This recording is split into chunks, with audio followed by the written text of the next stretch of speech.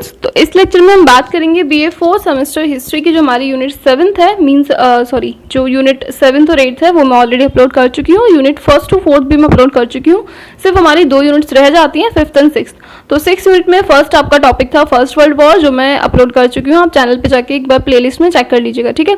इसके अलावा 2 टॉपिक्स आपके बच्चे जाते हैं, पेरिस पीस ट्रीटी और ट्रीटी ऑफ वर्साइल। तो दोनों ही हम इस वीडियो में करने वाले हैं। तो चलिए शुरू करते हैं आज का लेक्चर। और इस लेक्चर की अगर आपको पीडीएफ चाहिए तो टेलीग्राम चैनल ज्वाइन करके वहां से आप डाउनलोड कर सकते हैं, ठीक है।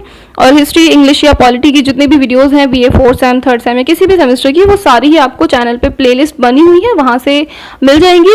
अदरवाइज डिस्क्रिप्शन बॉक्स में आपको लिंक मिल जाएंगे, ठीक है। तो अब शुरू करते हैं आज का हमारा टॉपिक, पेरिस शांति सम्मेलन। तो क्या था ये सम्मेलन? देखिए, सबसे पहली चीज तो अभी हमने लास्ट कवर किया फर्स्ट वर्ल्ड वॉर, तो एक बार पहले आप उसको देख लीजिएगा ताकि ये समझने में आपको कोई भी प्रॉब्लम ना हो। तो देखिए, फर्स्ट वर्ल्ड वॉर के बाद में क्या होता है, 1919 की बात है कि अब जो विश्व स्तर था, मतलब विश्व स्तर पर हम शांति की स्थापना चाहते थे। जैसे कि हमने युद्ध के परिणामों में देखा कि काफ़ी ज़्यादा लॉस होता है, काफ़ी सारी कंट्रीज़ हैं कि जिनका अस्तित्व पूरी तरीके से समाप्त हो जाता है, कुछ कंट्रीज़ हैं जिनकी इकोनॉमिकल कंडीशंस काफ़ी ज़्यादा ख़राब हो जाती हैं, या बहुत सारा ह्यूमन रिसोर्स हम वहाँ पे खो देते हैं। तो अब हम चाहते थे कि अब कुछ समय के लिए, या फिर मतलब हम वैसे तो यही चाहते थे कि हमेशा के लिए शांति की स्थापना हो सके, फ्यूचर में कोई भी वॉर ना हो। बट देखिए, ऐसा हो नहीं पाता है। इसके बाद भी मतलब पेरिस पीस सम्मेलन हुआ है, या ट्रीटी ऑफ वर्साइल हुई है, लीग ऑफ नेशन का गठन हुआ है, बट इसके बाद भी सेकेंड वर्ल्ड वॉर हो ही जाता है, ठीक है। तो ये जो पेरिस शांति सम्मेलन है, ये विश्व स्तर पर शांति की स्थापना करने के उद्देश्य से किया गया था। पेरिस में ये सम्मेलन हुआ है, इसलिए इसको पेरिस शांति सम्मेलन कहा जाता है, ठीक है। अब इसमें क्या था कि जो विजयी राष्ट्र हैं वो भी पार्टिसिपेंट थे, और जो हारे हुए राष्ट्र हैं वो भी थे, ठीक है। तो एक तरीके से एक अस्थायी समझौता था और शांति स्थापित करने के प्रयास यहाँ पे किए गए। इस युद्ध के दौरान पूरे विश्व की जो राजनीतिक, सामाजिक, आर्थिक या सांस्कृतिक स्थितियां थी वो एकदम बिगड़ चुकी हैं। तो उनमें हम थोड़े सुधार चाहते थे, कुछ परिवर्तन चाहते थे, इस वजह से इस सम्मेलन को रखा गया। तो पहली चीज तो हम बात करेंगे इस सम्मेलन में शामिल कौन कौन हुआ और कौन कौन से नाम आपके लिए इंपॉर्टेंट हैं। तो देखिए, भाग लेने के लिए 32 राष्ट्रों को यहाँ पर मतलब इनवाइट किया गया था, जिसमें से पराजित राष्ट्रों में जर्मनी, टर्की, बुल्गारिया और ऑस्ट्रिया थे, ठीक है। इसके अलावा जो विजेता राष्ट्र हैं उसमें से 70 प्रतिनिधित्व यहाँ पे पेरिस में आए थे। अब देखिए, 3 ही नाम यहाँ पे इंपॉर्टेंट है जिन्होंने मेजर रोल प्ले किया है।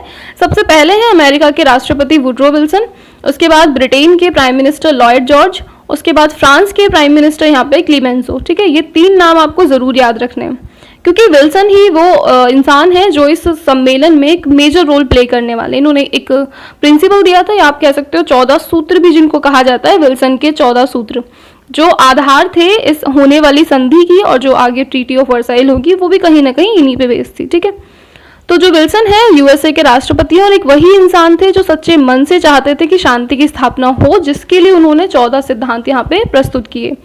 अब अगर हम बात करें इस सम्मेलन में प्रॉब्लम्स क्या थी, तो देखिए, पहला तो क्या था कि इसका उद्देश्य केवल शांति स्थापित करना नहीं था, बल्कि शांति की आड़ में ये जो विजित राष्ट्र हैं या जो जीते हुए राष्ट्र हैं वो हारे हुए राष्ट्रों से धन वसूलना चाहते थे।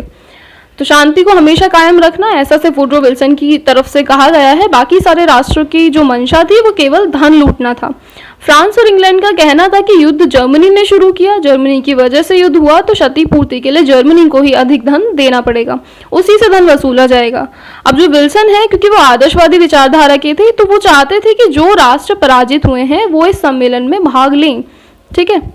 क्योंकि देखिए, नुकसान जो जीते हैं उनका भी हुआ है और जो हारे हैं उनका भी हुआ है, दोनों का ही हुआ है। तो ये धारणा एकदम गलत थी कि जो राष्ट्र मतलब हार गए हैं, सारा का सारा आप कर्ज या सारा फाइन आप उन्हीं पे लगा दें, उन्हीं को जिम्मेदार ठहराएं युद्ध के लिए, ये कहीं तक भी सही नहीं था। तो अमेरिका और जर्मनी चाहते थे कि 14 सूत्रों के आधार पर ही बैठक हो, लेकिन फ्रांस और इंग्लैंड जो था वो इसके एकदम खिलाफ थे, और वो केवल धन वसूलना चाहते थे। काफी सारी गुप्त संधियां भी हुई यहाँ पे, और जो गुप्त संधियां हैं वही सम्मेलन की मुख्य कठिनाइयां थी। अमेरिका के राष्ट्रपति इन संधियों के विरुद्ध थे, और विल्सन के जो 14 सिद्धांत थे, या विल्सन का 14 सूत्री सिद्धांत जो था, वो पेरिस शांति के लिए एक बड़ी समस्या सिद्ध होता है, क्योंकि बाकी सारी कंट्रीज इसके अगेंस्ट थी। अब अगर हम बात करें, इस आधार पर जर्मनी ने युद्ध की विराम संधि को तो मान्यता दे दी, लेकिन क्लीमेंसो के प्रभाव की वजह से संधियों को गुप्त निर्णय के आधार पर ही तैयार किया गया। तो जो यहाँ पे प्रेसिडेंट है अमेरिका के, उनके ये सिद्धांत तो रहे, लेकिन ज़्यादा कोई हमें सफलता इन सिद्धांतों से नहीं मिली। आखिर में वही हुआ जो ब्रिटेन चाहता था, जो फ्रांस चाहता था, ठीक है। अब नेक्स्ट देखिए, यहाँ पे आपसे पूछा जा सकता है, मतलब लॉन्ग क्वेश्चन यहाँ पर आराम से बन सकता है कि पेरिस शांति सम्मेलन के मुख्य आधार के रूप में विल्सन के जो 14 सूत्र हैं उनका वर्णन कीजिए। ये पिक्चर थोड़ी सी ब्लर है, मैं इसको टेलीग्राम पे वापस से अपलोड कर दूंगी, आप वहाँ से डाउनलोड करके एक बार इनको पढ़ लीजिएगा, ठीक है। एक बार मैं आपको बता देती हूँ क्या ये 14 सूत्र थे। तो पहला था यहाँ पे गुप्त कूटनीति का परित्याग किया जाएगा, गुप्त रूप से कोई भी संधि नहीं की जाएगी, संधियां जो भी होंगी खुले रूप से होंगी। और दूसरा था यहाँ पे जो टेरिटोरियल वाटर्स में, मतलब समुद्र तटीय भागों में युद्ध या शांतिकाल दोनों अवस्थाओं में ही जहाज चलाने की स्वतंत्रता यहाँ पे होनी चाहिए। अंतर्राष्ट्रीय व्यापार के संबंध में इन्होंने कहा कि आर्थिक प्रतिबंधों को समाप्त कर देना चाहिए और सभी राज्यों को व्यापार करने के लिए समान अवसर मिलने चाहिए।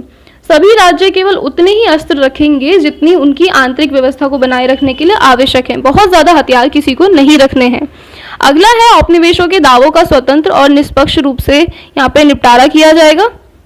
फिर नेक्स्ट है हमारे पास कि रूस की भूमि से सेना हटा दी जाएगी और भविष्य का कार्यक्रम निश्चित करने की पूर्ण स्वतंत्रता उसको दे दी जाएगी। बेल्जियम से जर्मन की जो सेनाएं हैं वो हटा ली जाएंगी, उनको पुनः संपूर्ण प्रभुत्व संपन्न राज्य बनने का अवसर दिया जाएगा। फ्रांस के सब प्रदेश स्वतंत्र कर दिए जाएंगे और जो अल्सेस और लॉरेन है वो फ्रांस को वापस दे दिए जाएंगे जो जर्मनी ने अपनी तरफ कर लिए थे, ठीक है। राष्ट्रता के आधार पर इटली की सीमाएं निश्चित की जाएंगी। ऑस्ट्रिया और हंगरी की जो जनता है उसको पूर्ण स्वायत्त शासन स्थापित करने का भी अवसर दिया जाएगा। इसके अलावा रोमानिया, सर्बिया या मॉन्टीनिग्रो इन सबको खाली कर दिया जाएगा और सर्बिया को समुद्र तक पहुंचने की आज़ादी दे दी जाएगी। तुर्की के साम्राज्य में रहने वाली बाकी की जो जातियां हैं वो अपनी सुरक्षा का पूर्ण आश्वासन उनको दे दिया जाएगा और पोलैंड एक स्वतंत्र राज्य स्थापित हो जाएगा, ठीक है। और विश्व में शांति स्थापित करने के लिए एक राष्ट्र संघ की स्थापना यहाँ पर की जाएगी। तो ये थे वुडरो विल्सन के 14 सूत्र। आई होप आपको क्लियर है। अब जो इस यूनिट 6 में हमारा लास्ट टॉपिक है वो है वर्साई की संधि, जिसको हम कवर करेंगे नेक्स्ट वीडियो में। तो मिलते हैं फिर नेक्स्ट वीडियो में। तब तक के लिए जो BA 4 सम की हिस्ट्री और इंग्लिश की प्लेलिस्ट बनी हुई है वहाँ से आप उन सारी वीडियोस को चेक कर सकते हैं। इसके अलावा जो भी एक्सपेक्टेड या इंपॉर्टेंट क्वेश्चंस हो सकते हैं इंग्लिश या हिस्ट्री से वो भी मैं सारे चैनल पर अपलोड कर चुकी हूँ। तो वहाँ से आपको PDFs मिल जाएंगे और प्लेलिस्ट में आपको वो वीडियोज़ मिल जाएंगे, ठीक है। तो मिलते हैं फिर नेक्स्ट वीडियो में।